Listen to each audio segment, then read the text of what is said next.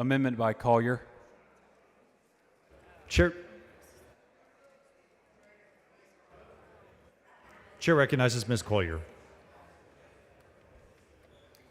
Thank you, Mr. Speaker. Members, the proposed Texas Nutrition Advisory Committee will have the power to influence and guide the state's health and nutrition standards for the next generation of Texans. This is a huge responsibility placed on the backs of 7 people, and we must ensure the committee's members possess the expertise, experience, skills, and training necessary to shape state policy. Given the purpose of this committee, we should have at least one licensed dietitian at the table. Their training and expertise is directly related to the goals of the committee and will help improve their work.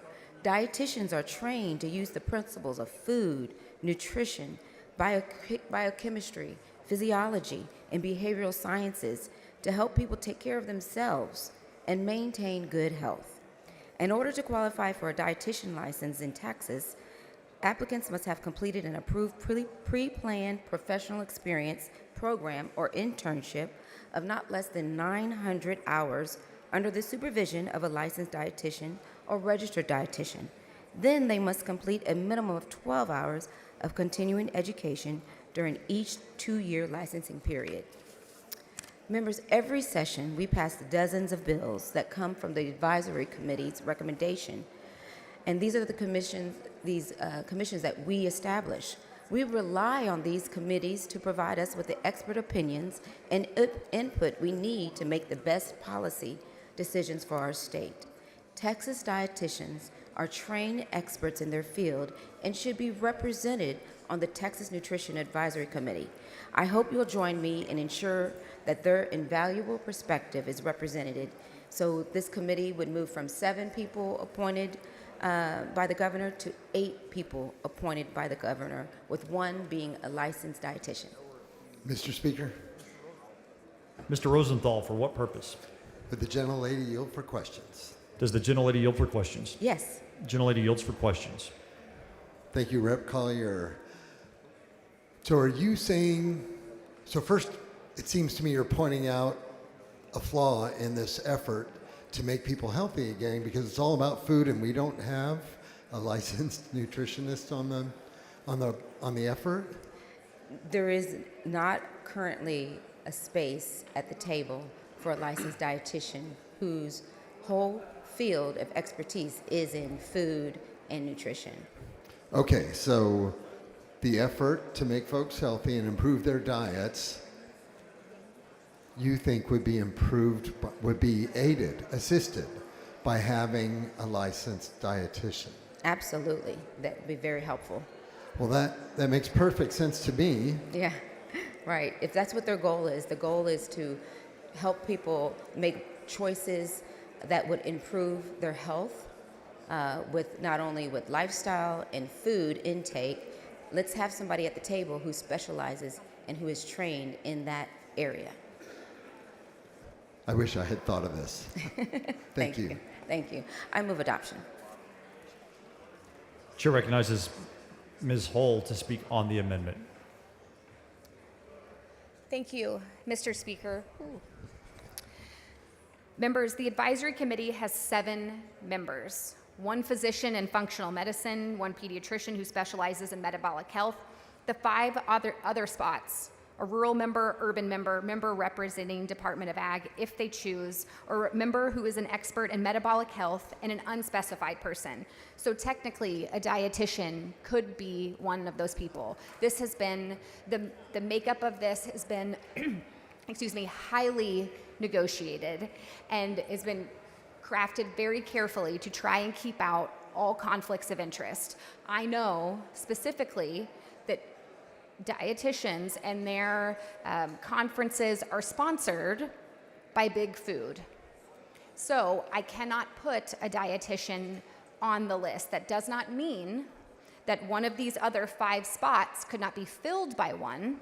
But again, this list has been very highly negotiated, so I cannot add anything else. Mr. Rosenthal, for what purpose? Does the gentlelady yield for Generally yield questions? for questions? Yes. She yields for questions. So I thank you, Chair Hull. I do appreciate both the effort and the logic that you're presenting. Isn't it so that every other member of this commission? All right, can you please again enumerate the commission? What are the positions again? You've got a physician, and please enumerate them In again. functional medicine, a pediatrician who specializes in metabolic health, and then a rural member, an urban member representing Department of Ag, or a member who is an expert in metabolic health, and an unspecified position, which means those are very, very flexible positions. I got it. So, and your logic for not wanting to have the dietitian is? We have had, again, numerous conversations. This has been heavily negotiated on the makeup and language of this committee, so I cannot add anything.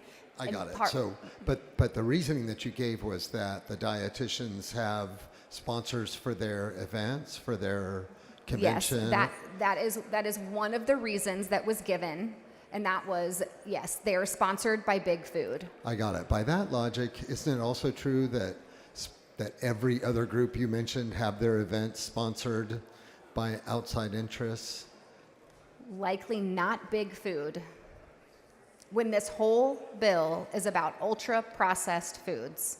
So again, the language of exactly who is on here, the positions, how they are listed, has been heavily negotiated. Except for the one position that is unspecified. Is that correct? Yes, and that Okay. is where the members, again, this governor appointed the members of the chair of Human Services, of Public Health, and the Senate chair of Health and Human Services, and there's others that can make recommendations to the governor. So let me ask this. Is there evidence to support the assertion that that Big Food corrupts the dietitian body? I'm sorry, say that again? So the concern expressed is that dietitians have support from the food industry, Big Food, I guess you called it, and that could corrupt their judgment on a panel like this? Some, possibly, others no. But the support that all the other members of the body have will not corrupt their judgment on this commission. Again, the language was crafted very carefully, and if you read about the conflicts of interest in the bill and who is allowed and the people that cannot qualify, I feel like that answers that. I appreciate you indulging the questions. Thank you. Thank you. I move to table. Ms. Collier in opposition. You're closed. Thank you, Ms. Mr. Gervin Speaker. Hawkins, for what purpose? Will the gentlelady yield? Gentlelady for questions. Yes. Shields for questions. Representative Collier, one of the things I was looking at, and I was hoping it would encompass in part of your amendment, do we talk about the civil penalty that's involved at all? I'm not sure if that's in this amendment. It's not in the amendment. No. I'll wait till the bill author comes Okay. back. All right. Thank you. Members, I understand that Chair Hull is concerned about undue influence by outside interests, but they took the time to designate a physician who specializes in metabolic and culinary medicine, who would also, one could argue, be influenced by food and outside interests who specialize in food production and labeling and so forth. So I'm not sure if that is a strong argument when you're talking about not including a licensed dietitian. I do appreciate the opportunity to have one appointed, and would be willing to amend my amendment to ensure that one of those spots of the 7 does include a dietitian, because it is very important that we have someone at the table who can discuss with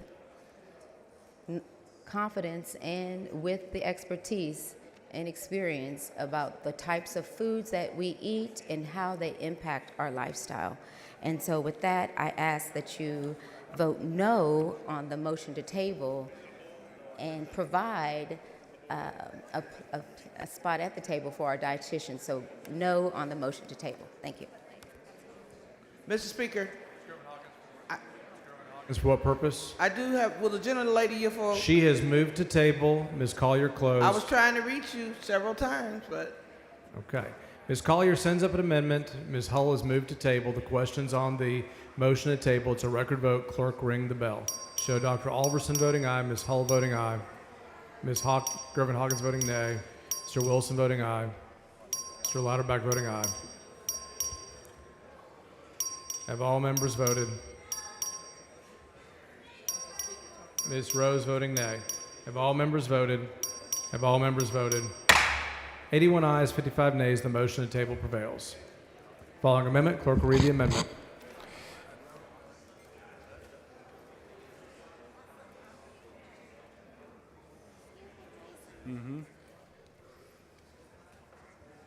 Amendment by Howard. Chair recognizes Ms. Howard. Thank you, Mr. Speaker. Members, this is similar to the previous amendment, though in this case, we're asking that one of the members of this Nutrition Advisory Committee be a licensed nurse who has received a certification or specialty training in nutrition, which actually is an avenue that a registered nurse can take, where you get additional training to get certified as a nutrition nurse. I think that has already been laid out, and I appreciate what Chair Hull has done here in terms of trying to create something that will help us get to a healthier lifestyle. I think we all want that. There's a lot in here that's good, but I think all the amendments we're hearing are just trying to make things better, take advantage of this opportunity to Ms. insert Groven-Hawkins, for things what that would make purpose? this. Mr. Speaker, will the gentlelady yield Generally yield for questions? Yes. She yields for questions. Thank you, Representative Howard. You know, as a nurse, one of the things why this dietitian or someone who knows food is so important, because there's so many people on medications now, correct? Yes, there are. And there may be some unintentional consequences or some interactions that may be fatal to some people if you don't have a subject matter expert involved in saying if this is okay. Would you agree with that? That could be the case. I know there are some healthcare professionals that are included on this, but it does not include the dietitian. It does not include a nurse. And the difference between a dietitian and a nurse, along with the individuals that are listed there, would be what? What can they add?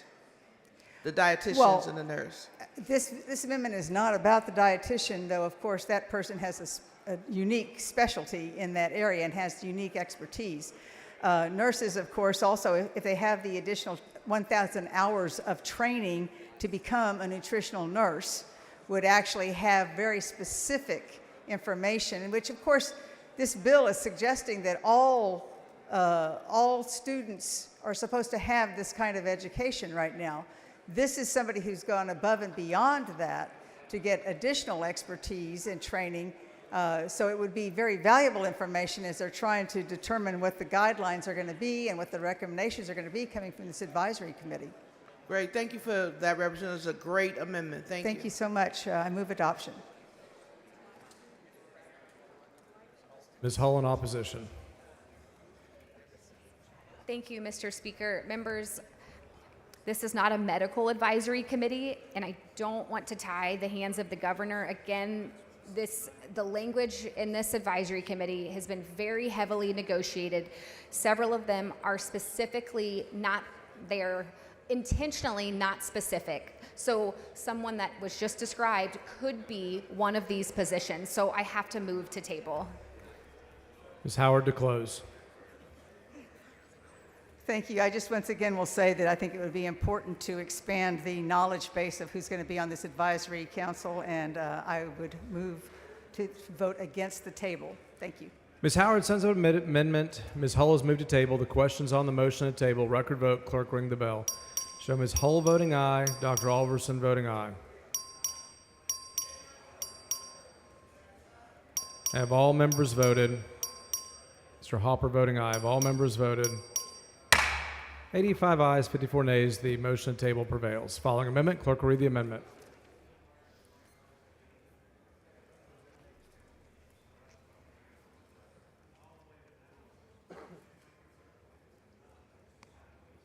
Amendment by manual. Chair recognizes Mr. Manuel.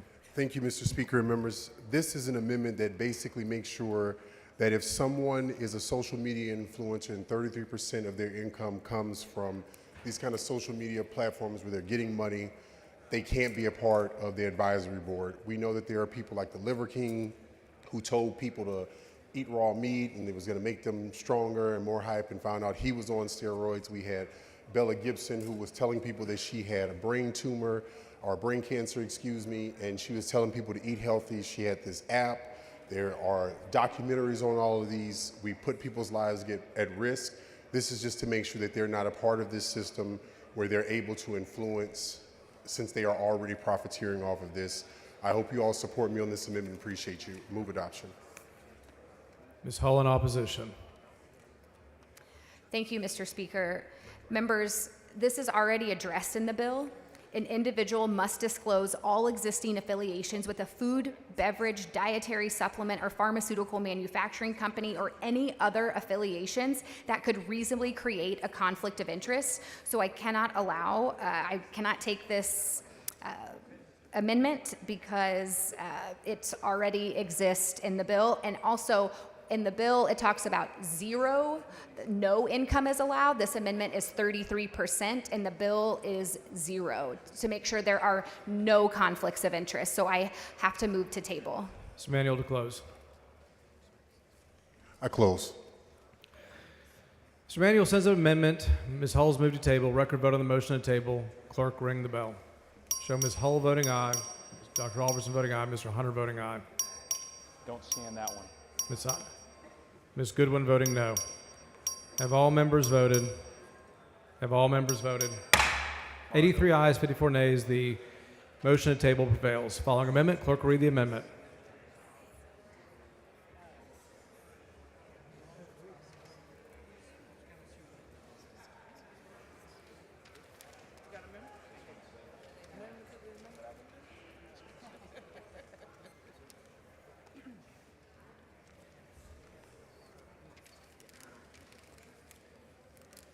Amendment by Goodwin. Ms. Goodwin. Thank you, Mr. Speaker. Members, this amendment would simply require the committee to examine the effects of harmful pesticides and chemicals used in the production or development of ultra-processed foods on human health. The Environmental Protection Agency regularly evaluates pesticides to determine the risks they pose to our health and well-being.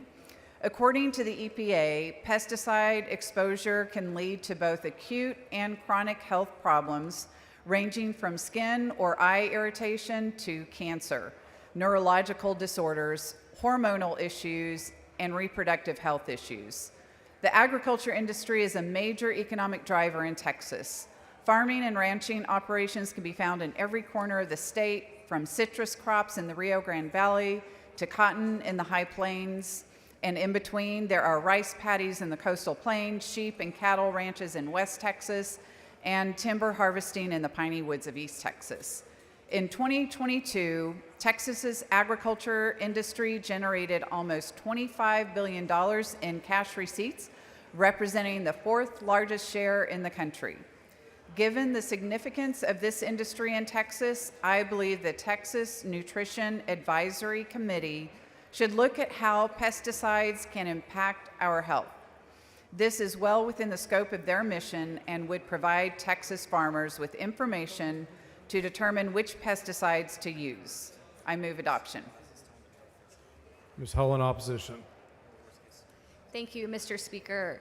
Members, I think you all heard my speech earlier on this topic, and I very much appreciate what Representative Goodwin is doing here.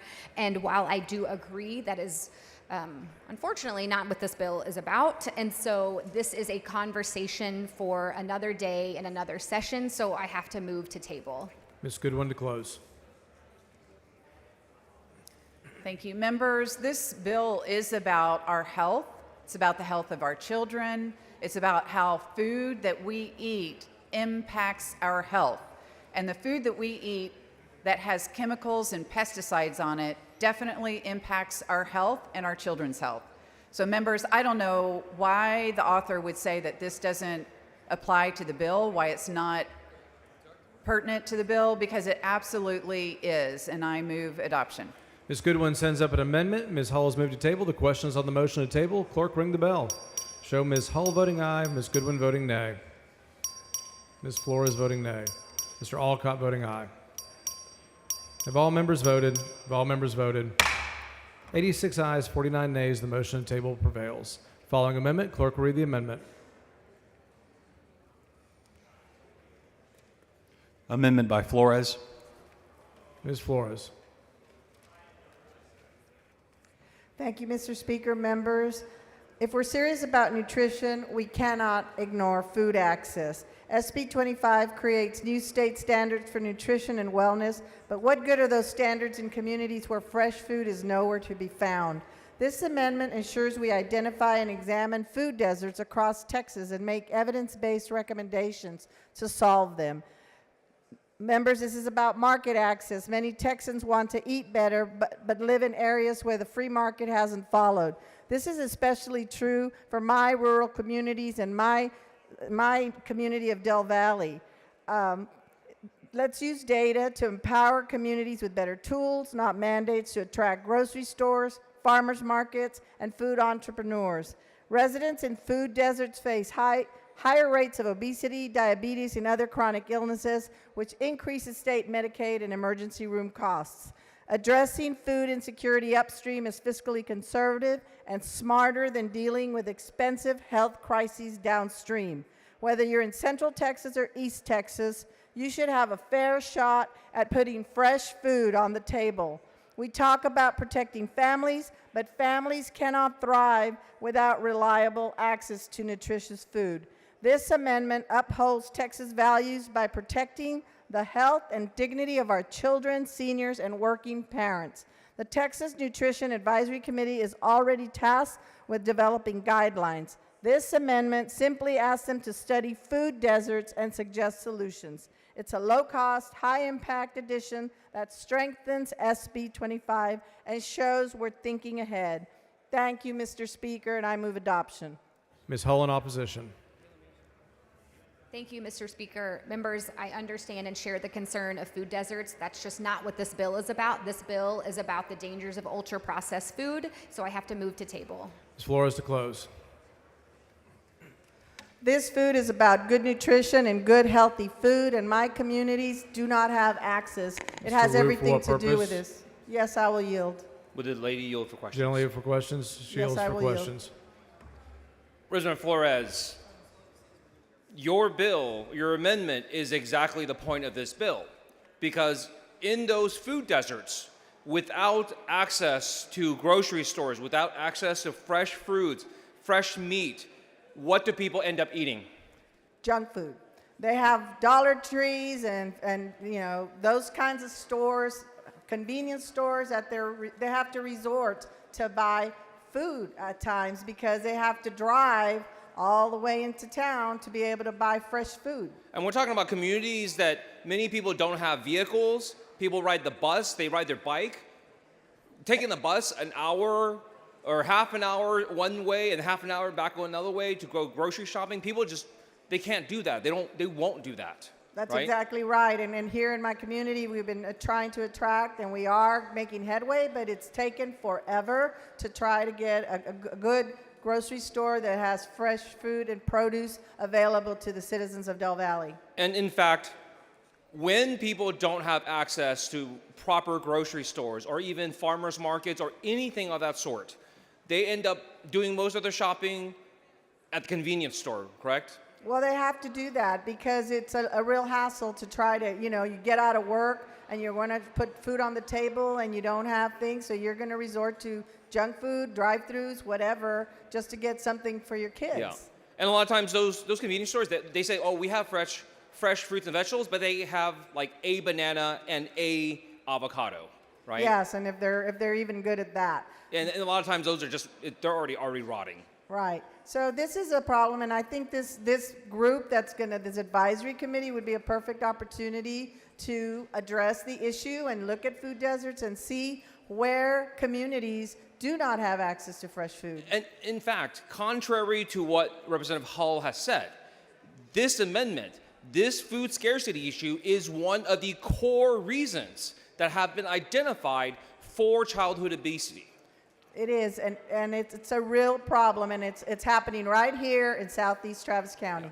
In fact, there are studies that have shown that in food deserts, in places where children do not have access to healthy foods, do not have access to groceries, that the rates of diabetes, the rates of cancer, the rates of all the things that Representative Hull has talked about in her layout, those are much higher in food deserts, are they not? They are. They are. So, in fact, I want to be very clear. Your amendment, despite her words, your amendment is exactly on point with this bill, is it not? It absolutely is, and I appreciate your comments and your questions. And members, I ask that you please vote no on that motion to table.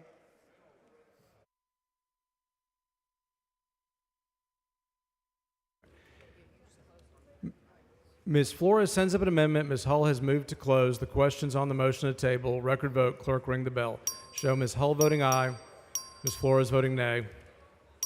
Have all members voted? Ms. Jones voting nay. Mr. Alders voting aye. Have all members voted? Have all members voted? 84 ayes, 55 nays. The motion to table prevails. Following amendment, clerk will read the amendment.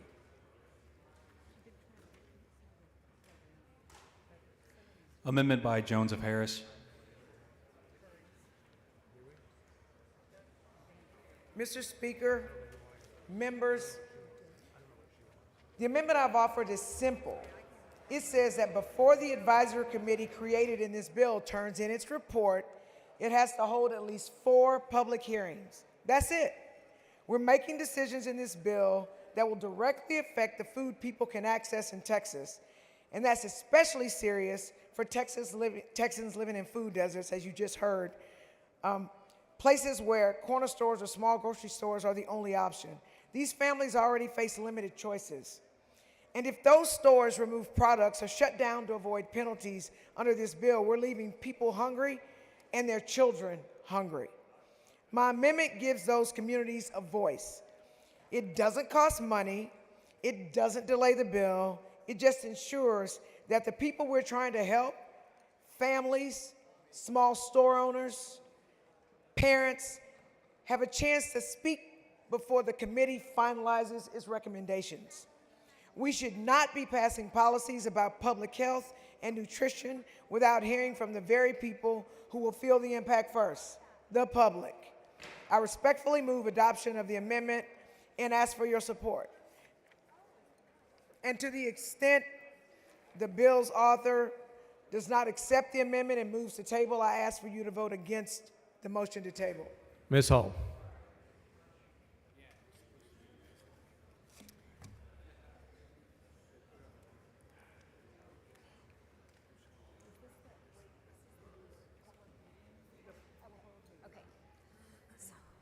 Members, I have to move to table this amendment. The statute that creates the Sickle Cell Task Force does not include required public hearings, but they do post information on the public meetings on their website to discuss their annual reports to those meetings.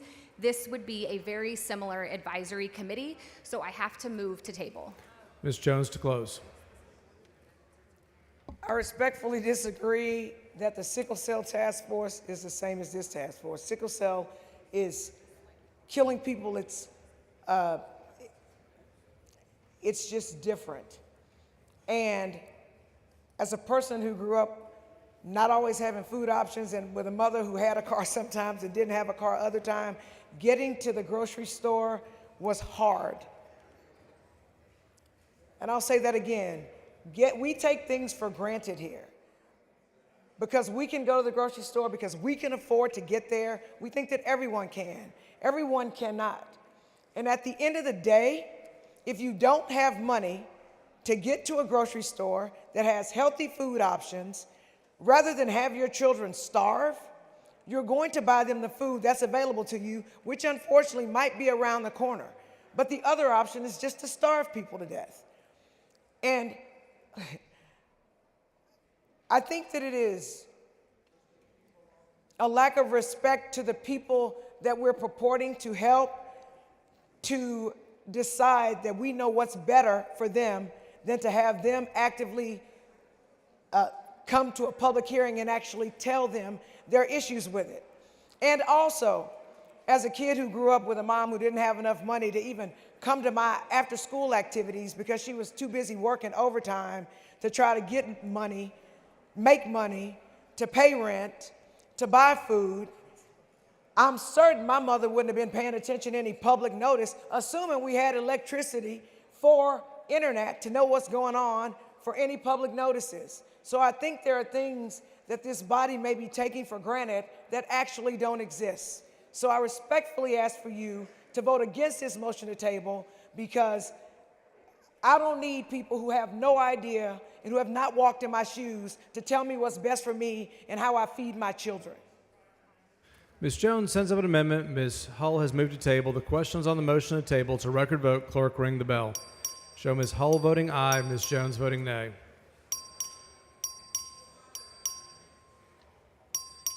Have all members voted? Have all members voted? 86 ayes, 55 nays. The motion to table prevails. Following amendment, clerk will read the amendment.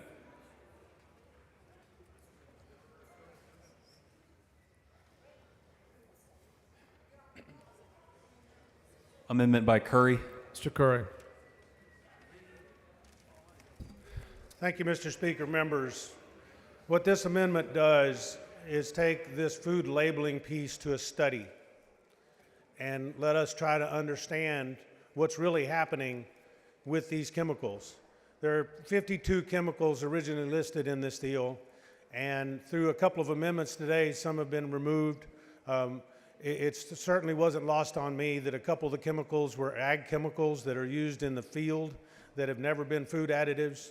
It certainly wasn't lost on me and several of the constituents out there and stakeholders, as they've been discussed before, that such as saccharin that was removed because evidently a stakeholder wanted that out.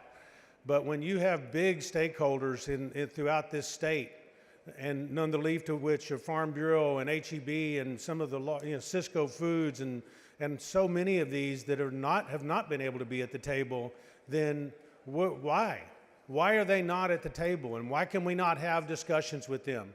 And I will tell you that this is a serious issue.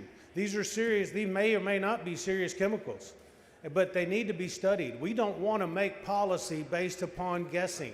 We don't want to make policy based on what somebody else said or opinion. We make our policy based upon facts and the best facts we can find.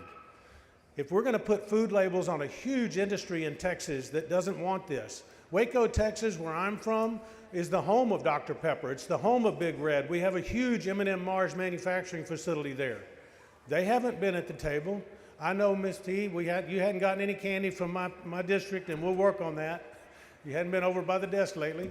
But I do have to say that when you look at these stakeholders and what it really means, and look at the labeling stakeholders that are out there as well, I have to tell you, we have got to think about what we're doing.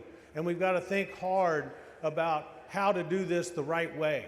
And so I stand before you to say, look, I don't have a problem. I want to make Texas healthy again, but I do not want to hurt Texas business. Mr. Speaker. We are in business to do business. We're in business to attract business, and I don't want to hurt Texas business. So I'll tell you, we need to do the right thing here, pass this amendment to make this part a study. It's a huge bill. It's an omnibus bill that we need to be careful about and do the right thing with this part of the bill and make it a study. Mr. Wu, for what purpose? Will the gentleman yield for questions? Gentleman yield for questions? Yes, sir. He yields for questions. Representative Curry, at the beginning of the layout, did you hear the bill author saying that Bluebell was carved out of this bill? I did. Where is Bluebell located? They're in Brenham, Texas, sir. Okay. Whose Senate district is that?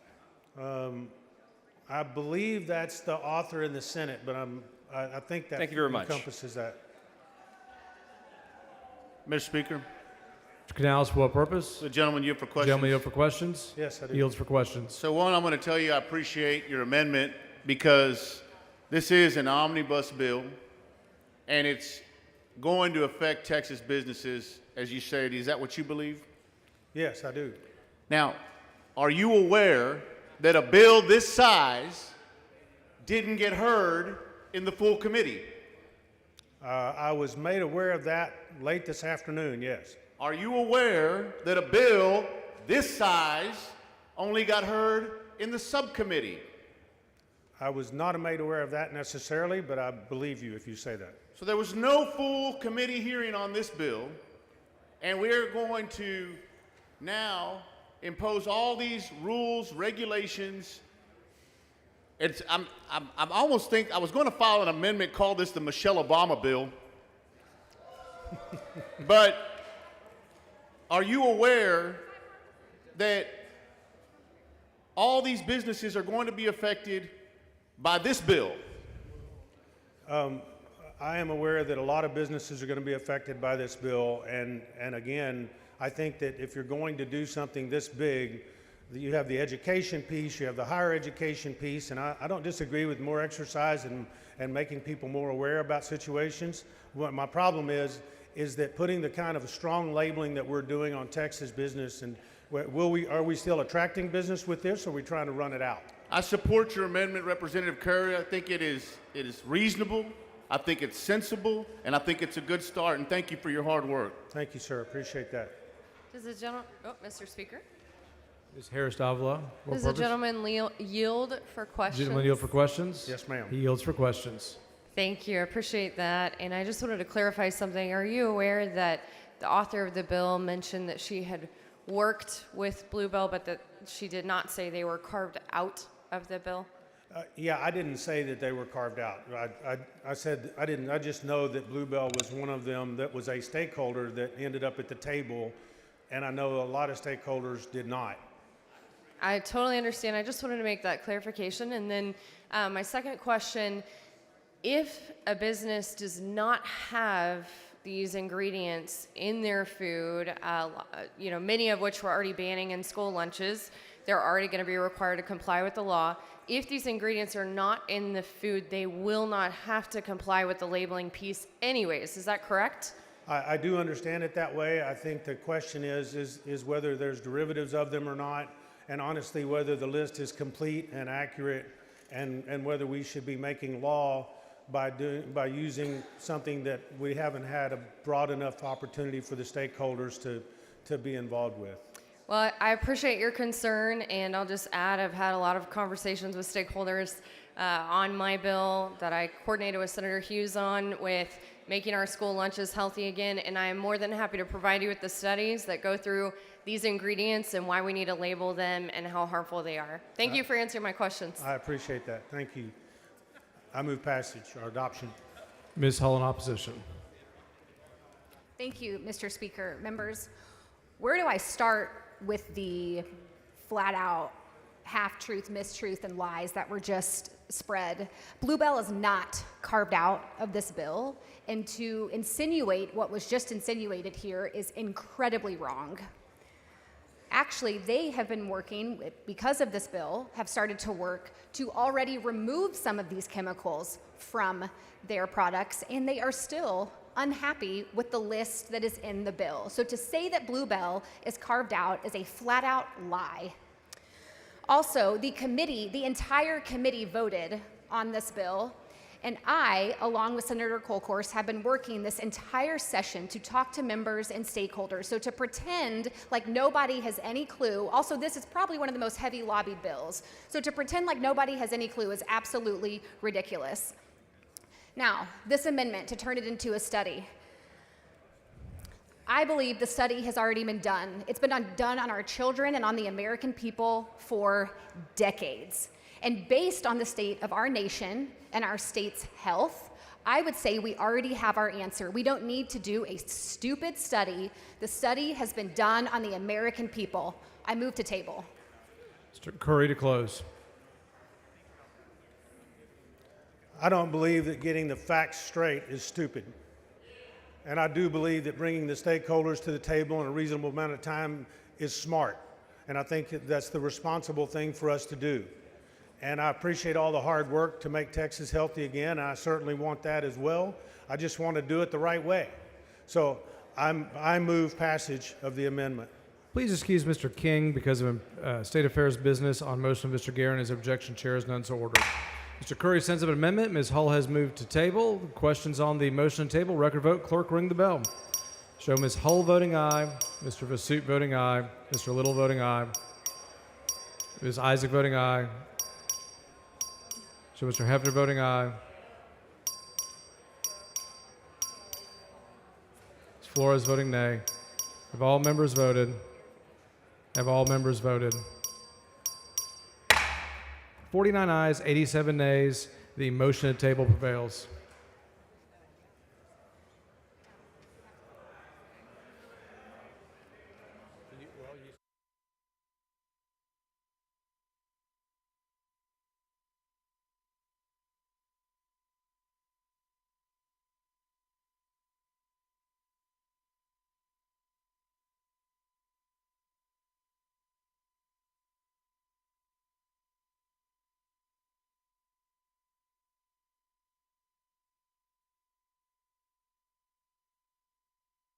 Mr. Curry on the amendment. Ms. Gonzalez, for what purpose? Mr. Speaker, I raise a point of order against further consideration of Senate Bill 25, Rule 4, Section 18, and 4, Section 32B9 on the grounds that the committee minutes are inaccurate. Bring your point of order down front.